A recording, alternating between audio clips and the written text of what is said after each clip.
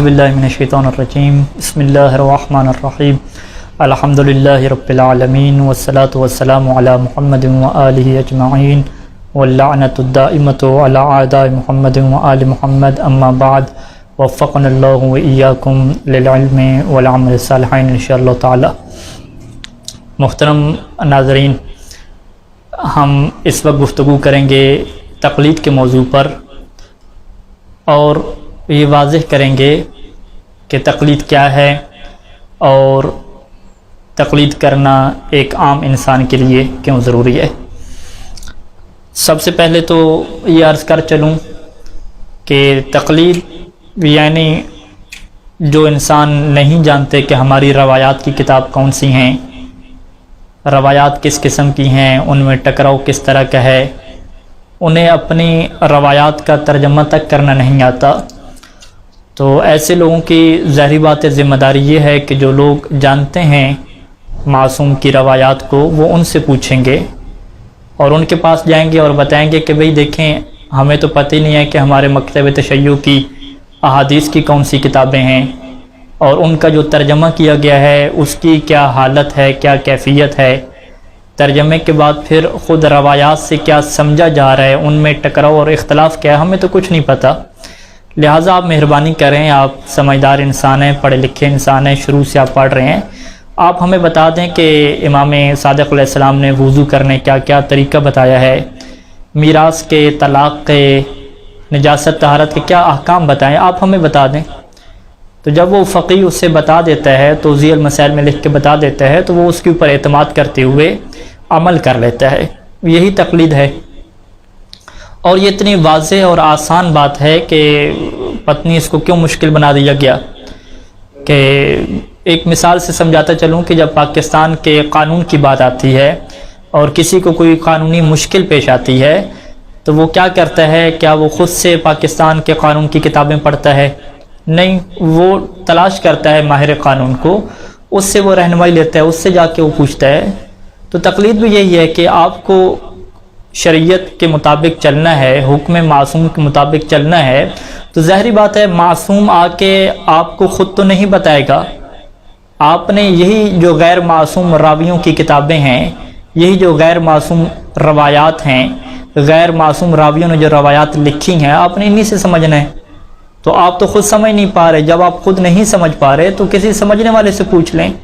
یعنی اتنی واضح سی بات ہے کہ جو نہیں جانتا وہ جاننے والے سے رہنمائی لیتا ہے۔ قرآن کہتا ہے کہ کیا جاننے والے اور نہ جاننے والے برابر ہو سکتے ہیں؟ لیکن اس کے باوجود دیکھیں لوگ اس میں شبہ ڈالتے ہیں، اشکال کرتے ہیں۔ یعنی اب ہم اگر ان سے سوال کریں کہ چلیں پھر آپ چھوڑ دیں، فقہا کو چھوڑ دیں، فقہا کی طرف نہیں آنا، تو آپ لوگ کیا کرتے ہیں؟ سید سستانی کو چھوڑ دیں، آیت اللہ خامنائی کو چھوڑ دیں، ہر فقیہ کو چھوڑ دیں، آپ نے حکم شرعی معلوم کہاں سے کرنا ہے؟ آپ کو تم اپنی روایات کی کتابوں کی نہیں پتہ، چلیں 2-3 کتابوں کا پتہ ہے تو باقی کون سی کتابیں آپ کو ان کا بھی نہیں پتہ، آپ نے تو 1-2 حدیثیں لے کے آگے چل جانا ہے، آپ کو تو پتہ نہیں ہے کہ اس موضوع کے اوپر کتنی احادیث ہیں۔ پھر مزے کی بات یہ ہے کہ آپ کو ترجمہ تک کرنا نہیں آتا حدیث کا، جس نے ترجمہ کیا آپ کو یہ بھی نہیں پتہ چلتا کہ وہ صحیح ترجمہ ہوا یا غلط ہوا ہے، تو پھر آپ کیسے ایک دین اسلام کو سمجھیں گے؟ کیا ہم میڈیکل کے شعبے میں، ہر شعبے میں یہ نہیں کہتے کہ جو نیم حکیم ہوتا ہے وہ خطرہ برائے جان ہوتا ہے؟ تو کیا نیم ملا آپ تھوڑا بہت جان رہے ہیں، کیا یہ آپ کے دین کے لیے خطرہ نہیں ہے؟ تو کیا انسان کو اللہ نے عقل نہیں دی کہ وہ سوچے کہ بھئی جب مجھے نہیں پتہ تو میں جاننے والے سے پوچھوں گا؟ یہی تقلید ہے۔ اس تقلید کے اندر کیا ہے؟ تقلید کسی فقیہ کی ذاتی رائے کی اطاعت کا نام نہیں ہے، بلکہ تقلید کا مطلب یہ ہے کہ فقیہ سے آپ حکم معصوم کو معلوم کریں اور حکم معصوم کو معلوم کر کے آپ معصوم کے حکم کے مطابق چلیں۔ یہ ایک تقلید کا ایسا تصور ہے کہ جس کو ہر کوئی سمجھ سکتا ہے، اس کے اندر کسی قسم کا کوئی شک و شبہ نہیں ہے، لیکن پھر بھی اس کے اندر شک و شبہ پیدا کیا جاتا ہے۔ یعنی ایک فطری سی بات ہے، واضح سی بات ہے، اس کے اندر شک و شبہ کیوں پیدا کیا جاتا ہے؟ اچھا، کچھ لوگ کہتے ہیں کہ جی تقلید کا آپ معنی اگر ڈکشنری میں جا کے دیکھیں تو وہاں پہ اس کا مطلب کیا ہے کہ گلے میں توق ڈالنا، گلے میں پھندا ڈالنا، اس کا یہ مطلب ہے۔ تو میں اس وقت ڈکشنری کھولتا ہوں، القاموس میرے سامنے ہے، ایک معنی نہیں لکھا ہوا، اور بھی بہت سارے معنی لکھے ہوئے ہیں۔ ایک معنی لکھا ہوا ہے قلدہ القلادۃ، اس نے گلے میں ہار ڈالا، تو گلے میں ہار ڈالا تو یہ ہار کون ڈالے گا؟ یعنی ایک مقلد یہ کس کے گلے میں ہار ڈالے گا؟ مجتہد کے گلے میں ہار ڈالے گا، کیا اسے تقلید کہتے ہیں؟ یہ ایک معنی ہے۔ اچھا دوسرا معنی کیا لکھا ہوا ہے کہ قلد السیف، کہ اس نے فلاں کی گردن میں تلوار ڈال دی۔ اچھا تیسرا معنی کیا لکھا ہوا ہے؟ قلد فلانا نعمتن، اس نے اس کو نعمت عطا کی، اچھائی عطا کی۔ آگے چلیں، آگے کیا معنی لکھا ہوا ہے؟ قلد فلانا الامر، اس نے اس کو ذمہ داری عطا کی، معاملہ عطا کر دیا۔ اچھا قلد فلانا، اس نے اس کی پیروی کی، یہ بھی لکھا ہوا ہے معنی۔ اچھا آگے چلیں، قلد فلانا القضاء، اس نے اس کو منصب قضاوت پر فیض کر دیا۔ تو یہ تو بہت سارے معنی ہیں، تو آپ ایک معنی پہ کیوں رک گئے ہیں؟ اگر آپ کہتے ہیں کہ نہیں تقلید کا ایک ہی مطلب ہے تو آئیں پھر روایات میں دیکھتے ہیں کہ روایات میں کس معنی میں استعمال ہوا ہے۔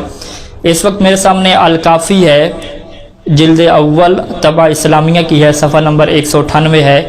اس کے اندر روایت امام رضا علیہ السلام سے کیا ہے کہ امام رضا خلافت کو بیان کر رہے تھے، امامت کو بیان کر رہے تھے، اور پھر امام نے فرمایا کہ فکانت لہو خاصتاً، کہ خلافت اور امامت پیغمبر اسلام صلی اللہ علیہ وآلہ وسلم کے لیے خاص تھی۔ فقلدہا علیاً، پھر رسول خدا نے مولا علی کی تقلید کر لی۔ تقلید کر لی، یہاں پہ کیا تقلید کرنے کا مطلب ہے کہ اس کے گلے میں کوئی پھندا ڈال ڈالا، توق کوئی ڈالا علی علیہ السلام کے گردن پہ؟ نہیں، رسول خدا جو مولا علی کی تقلید کر رہے ہیں، تو تقلید یہاں پہ کس معنی میں ہے؟ فقلد علیاً، یہاں پہ تقلید ذمہ داری عطا کرنے کے معنی میں ہے کہ فقلد الخلافت، کہ رسول خدا نے خلافت اور امامت کی ذمہ داری کس کی گردن پہ ڈال دی؟ مولا علی کی گردن پہ ڈال دی۔ اچھا آگے چلیں کہ الکافی جلد اول صفحہ نمبر 203 میں، کہ جس میں جو ہے وہ امام علیہ السلام ایک طویل خطبہ دیتے ہیں، اور اس خطبے میں یہ فرماتے ہیں کہ اللہ نے امر امامت کو ایک وصی کے بعد دوسرے وصی کے پاس پہنچایا، اور جب ایک امام اس دنیا سے چلا جاتا ہے تو دوسرے امام کو اللہ کیا کرتا ہے؟ وَقَلَّدَهُ دِينَهُ، اللہ اپنے دین کو دوسرے امام کی ذمہ داری پہ ڈال دیتا ہے۔ اگر آپ اس کا تقلید والا معنی کریں تو کیا ہے کہ اللہ امام کی تقلید کرتا ہے۔ وَقَلَّدَهُ دِينَهُ، کہ اللہ امام کی تقلید کرتا ہے۔ آپ کیا یہ معنی اس کا کریں گے؟ آپ کے مطابق تقلید کا ایک ہی معنی ہے، پھر یہ ترجمہ کریں کہ قلدہ دینہ، کہ امام کی اللہ نے تقلید کی۔ تو یہاں آپ کیا کہیں گے؟ آپ کہیں گے نہیں قبلہ صاحب، یہاں تقلید کا یہ معنی نہیں ہے، بلکہ تقلید کا معنی ہے ذمہ داری عطا کرنا، اللہ نے امام کی ذمہ داری عطا کر دی امامت والی۔ اچھا آگے چلیں، امام علیہ السلام فرماتے ہیں کہ جب تقیہ ہو تو تم کیا ہے قنوت چھوڑ دیا کرو، وَأَنَا أَتَقَلَّدُ هَذَا، اور میں بھی اسی بات کی تقلید کرتا ہوں، یعنی امام بھی تقلید کر رہے ہیں۔ تو یہاں تقلید کا کیا معنی ہے؟ یعنی امام کسی مجتہد کی تقلید کر رہے ہیں؟ یہاں پہ مطلب ہے کہ امام اس طریقے کی پیروی کر رہے ہیں۔ اچھا مزید آگے چلیں کہ رسول خدا ایک صحابی کی تقلید کرتے ہیں، وَقَلَّدَ مُحَمَّدٌ رسول اللہ صلی اللہ علیہ وسلم عَتَّابَ بن اسید احکامکم و مصالحکم، کہ رسول خدا نے عتاب بن اسید کی تقلید کی تمہارے احکام اور تمہارے مصالح کے لیے۔ تو ایک رسول ایک صحابی کی تقلید کر رہے ہیں، تو آپ کیا کہیں گے؟ آپ کہیں گے نہیں یہاں پہ تقلید کا یہ معنی نہیں ہے، بلکہ تقلید کا کیا مطلب ہے کہ رسول خدا نے تمہارے احکام اور تمہارے مصالح ان کی ذمہ داری پہ ڈال دیے، کہ اب وہ تمہارے کیا ہیں، اس وقت حاکم بن گئے ہیں، تمہارے سرپرست ہیں، تم ان سے جا کے پوچھنا۔ تو اسی طریقے سے آپ ساسا بن سوہان میں آ جائیں کہ ساسا بن سوہان سے کسی نے پوچھا کہ اذا انت مقلد علی دینک، کہ کیا تم علی کی تقلید کرتے ہو اپنے دین میں؟ اس نے کہا کہ ویلکم الا اقلد من قلد اللہ، کہ کیا میں اس کی تقلید نہ کروں جو اللہ کی تقلید کرتا ہے؟ یعنی مولا علی اللہ کی تقلید کرتے ہیں، مولا علی کی تقلید یہ ساسا بن سوہان کر رہے ہیں، تو کیا یہ تقلید پھر غلط ہے؟ آپ کہیں گے نہیں یہاں پہ تقلید کا مطلب اطاعت کا ہے۔ تو اس کا مطلب کیا ہے کہ تقلید کے بہت سارے معنی ہیں، تو آپ ڈکشنری کے معنی کے اوپر نہ رک جائیں۔ ڈکشنری میں تو توق پہنانا بھی ہے، اطاعت کرنا بھی ہے، کسی کی گردن پہ ذمہ داری ڈالنا بھی ہے، تو یہ تو ڈکشنری کے معنی ہے نا۔ آپ آئیں کہ فقہا تقلید کا کیا معنی کرتے ہیں۔ میں اس وقت آج ہوں منہاج الصالحین میں سید سیستانی نے تقلید کی کیا تعریف کی ہے؟ التقلید تطابق عمل المکلف بفتوی المجتہد، تقلید کا کیا مطلب ہے کہ مکلف کا عمل مجتہد کے فتویٰ کے مطابق ہو، یہ تقلید ہے۔ آیت اللہ سید علی خامنہئی حافظ اللہ نے کیا تقلید کی تعریف کی؟ فرمایا کہ تقلید کا مطلب کیا ہے کہ ان العقل یحکم برجوع الجاہل فی احکام دین الی المجتہد الجامع شرع، کہ عقل یہ کہتی ہے کہ جو جاہل ہے دین کے احکام کا، جس کو پتہ نہیں ہے، وہ جامع شرعیت فقیہ اور مجتہد سے پوچھ لے اپنے احکام، یہی تقلید ہے۔ تو اس کا مطلب ہے کہ فقہ میں تقلید کا اور مطلب ہے اور ڈکشنری میں تقلید کا اور مطلب ہے۔ بالکل ایسی ہی کہ جیسے آپ چلے جائیں کہ ڈکشنری میں زکوٰۃ کا کیا مطلب ہے۔ زکوٰۃ کا ڈکشنری میں مطلب کیا ہے؟ پاک کرنا۔ تو کیا آپ کہتے ہیں کہ زکوٰۃ کا مطلب پاک کرنا، یعنی آپ کپڑے کو اپنے پاک کرتے ہیں، کیا یہ مطلب ہوتا ہے؟ نہیں، آپ کہتے ہیں کہ نہیں، زکوٰۃ کا مطلب فطرہ دینا، گندم کی زکوٰۃ دینا، یہ مطلب ہے۔ اچھا، حج کا ڈکشنری میں کیا مطلب ہے؟ ارادہ کرنا، قصد کرنا۔ تو کیا آپ حج کا یہ مطلب کرتے ہیں کہ ارادہ اور قصد کرنا، بس نیت کرنے حج ہو جائے گا؟ نہیں، آپ کہتے ہیں نہیں، حج کا مطلب مکہ جانا، باقاعدہ طور پہ طواف کرنا، یہ حج ہے۔ اچھا، صلاۃ کا مطلب ڈکشنری میں کیا لکھا ہے؟ دعا مانگنا، یا صلاۃ کا مطلب کیا ہے؟ آگ کے اوپر تپانا۔ تو کیا آپ یہ صلاۃ کا مطلب کرتے ہیں کہ دعا مانگنا؟ نہیں، صلاۃ کا مطلب نماز پڑھنا، باقاعدہ تکبیرۃ الاحرام کہنا، پوری نماز پڑھنا۔ تو اس کا مطلب ہے کہ ڈکشنری کے معنی اور ہوتے ہیں اور فقہ میں آ کے اس کے معنی اور ہوتے ہیں۔ تو آپ ڈکشنری کے معنی کو کیوں پکڑ کے بیٹھے ہوئے ہیں بھائی؟ آپ ہیں فقیہ سے پوچھیں بھی آپ تقلید کسے کہتے ہیں؟ فقیہ کہے گا کہ میرے نزدیک تقلید کا مطلب یہ ہے کہ آپ نے فقیہ کے فتویٰ کے اوپر عمل کرنا ہے، آپ نے فقیہ کی طرف رجوع کرنا ہے۔ میرے نزدیک یہ تقلید کا مطلب ہے۔ تقلید، رجوع ایک ہی چیز ہے فقیہ کی نگاہ میں۔ جب اس کی نگاہ میں ایک چیز ہے تو کیا اس میں مشکل ہے؟ کیا آپ کو دینی مسئلہ پیش ہے تو آپ فقیہ سے نہیں پوچھیں گے، کسی جاننے والے سے نہیں پوچھیں گے، پھر کیا کریں گے؟ کیا امام علیہ السلام آپ کے پاس تشریف لائیں گے، وہ آپ کو بتائیں گے؟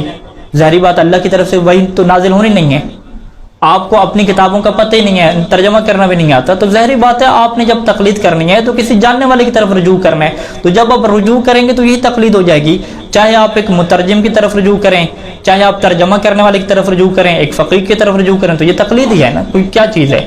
ہم اسے تقلید کہتے ہیں۔ جب ہم اسے تقلید کہتے ہیں تو کیا یہ ضروری نہیں ہے؟ ہاں، یہ ضروری ہے، اور بلکہ خود معصوم کے زمانے سے چلی آ رہی ہے۔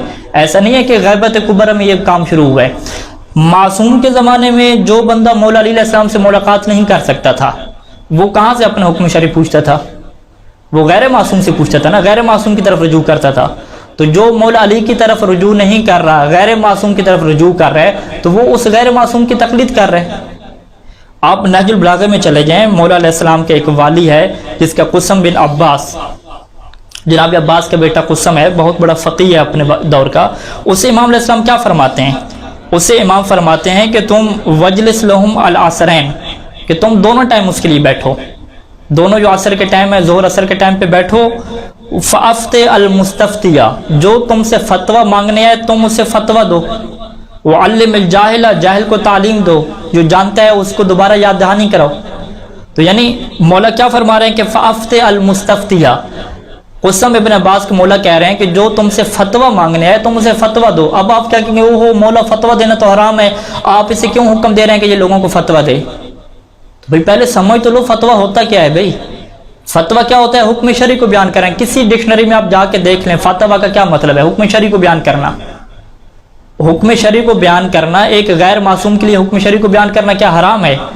وہ معصوم کا عطا کردہ حکم شرعی کا دوسرے کو بیان نہیں کر سکتا، بالکل جائز ہے۔ اچھا، آگے آپ چلے جائیں، مشہور روایت ہے کہ ابان بن تغلب کی، کہ ابان بن تغلب کو مولا نے کیا فرمایا تھا کہ تم مدینہ کی مسجد میں بیٹھ جاؤ اور لوگوں کو فتوے دو۔